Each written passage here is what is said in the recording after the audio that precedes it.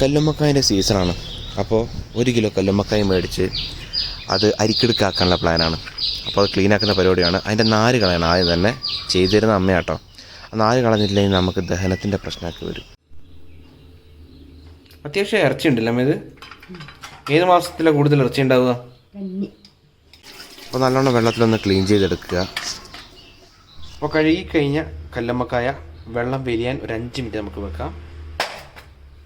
ആ ഒരു ഗ്യാപ്പിൽ അരിക്കെടുക്കേണ്ട മാവ് സെറ്റാക്കുന്ന പരിപാടിയാണ്. അപ്പോൾ ഒരു തേങ്ങ ചിരകി എടുത്തിട്ടുണ്ട്, 2 പച്ചമുളക്, ഒരു 10-15 ചെറിയ ഉള്ളി, പെരിഞ്ചീരകം എടുത്തിട്ടുണ്ട്, കുറച്ച് ഉപ്പിട്ടിട്ട് ഒന്ന് ജസ്റ്റ് മിക്സിയിലിട്ടിട്ട് ഒന്ന് ഇതാക്കിയെടുക്കുക. ഫുള്ളായിട്ട് പേസ്റ്റ് രൂപത്തിലാവരുത് കേട്ടോ. ഇതേപോലെ 2 കപ്പ് വറുത്ത അരിപ്പൊടി എടുത്തിട്ടുണ്ട്.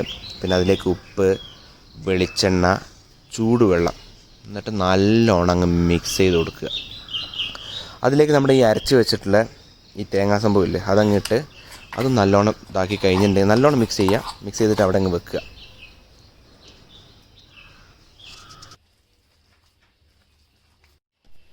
അടുത്തതായിട്ട് നമ്മുടെ ക്ലീനാക്കിയ കല്ലുമ്മക്കായയിലേക്ക് ഇതങ്ങ് സ്റ്റഫ് ചെയ്യുക.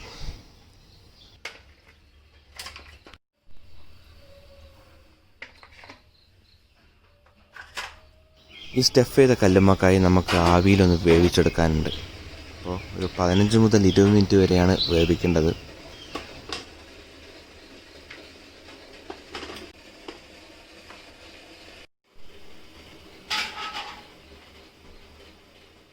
ആവിയിൽ വെന്ത് കഴിഞ്ഞാലേ ഇറച്ചി ആ ഷെല്ലിൽ പറ്റി പിടിക്കില്ല. ആ മാവത്തിന് ഇരുന്നിട്ട് അങ്ങ് പെട്ടെന്ന് വേർപെട്ട് വന്നോളും.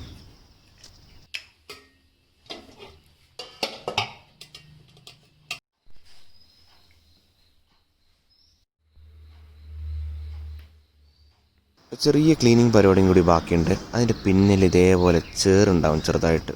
അപ്പോൾ അതെടുത്ത് കളയണം. അതെടുത്ത് കളഞ്ഞില്ലെങ്കിൽ നമ്മൾ കഴിക്കുന്ന സമയത്ത് മണൽ കടിക്കാനുള്ള പ്രശ്നം ഉണ്ടാവും. അടുത്ത് പൊരിക്കാനുള്ള മസാല ഉണ്ടാക്കാം. അതിലേക്ക് 1/2 ടീസ്പൂൺ മഞ്ഞൾപ്പൊടി ഇടുക, 1 ടീസ്പൂൺ മുളക് പൊടി ഇടുക, കുറച്ച് ഉപ്പിടുക, പിന്നെ കുറച്ച് പെരിഞ്ചീരകം പൊടിച്ചത്, പിന്നെ അരിഞ്ഞു വെച്ച കറിവേപ്പില ഇടുക, കുറച്ച് വെള്ളം ഒഴിക്കുക. നല്ല പേസ്റ്റ് രൂപത്തിൽ തന്നെ ആക്കി വെക്കുക.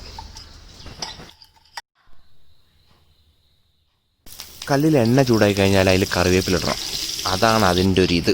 എന്നിട്ട് നമ്മുടെ കല്ലുമ്മക്കായ് ഇതേപോലെ മസാല പുരട്ടി അതിലേക്ക് ഓരോന്നോരോന്നായി വെച്ച് കൊടുക്കാം.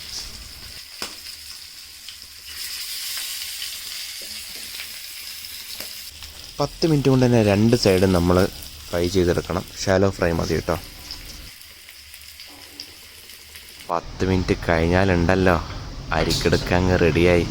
അതിങ്ങനെ എടുത്തിട്ട് ഒരു കടിയങ്ങ് കടിക്കുക. എൻ്റെ പൊന്നേ, അപ്പം കിട്ടുന്ന ഫീലുണ്ടല്ലോ. മലബാറിൻ്റെ അരിക്കെടുക്ക പൊളിയാണ്. ഈ അരിക്കെടുക്കൻ്റെ റെസിപ്പി ഞാൻ ഡിസ്ക്രിപ്ഷൻ ബോക്സിൽ കൊടുക്കുന്നുണ്ട്. ആ ലിങ്ക് തുറന്നാൽ സംഭവം കിട്ടും. അപ്പോൾ വീഡിയോ കണ്ടതിന് നന്ദി, നമസ്കാരം.